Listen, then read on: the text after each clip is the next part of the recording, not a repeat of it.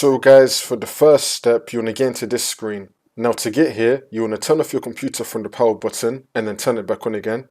As soon as it turns on, you want to turn it off again and then turn it back on again. You want to repeat this 3 times. So you want to turn off your computer from the power button and then turn it back on again.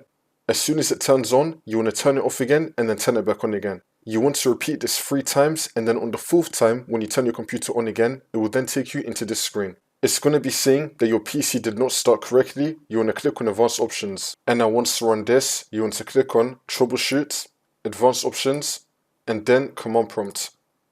And now this will come up.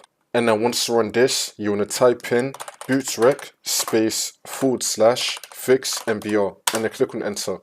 And now you want to type in bootsect /nt60 sys and then click on Enter.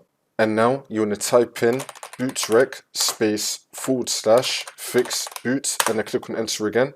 And now you want to type in bootrec /scan os, click on Enter. Wait for this to load. Next, you want to type in bootrec /rebuild bcd, click on Enter. Wait for this to load. And now we're going to type in sfc /scan now and then click on Enter. And you now want to run this scan. Wait for this to load. I'm going to skip the video to when the scan will be fully completed.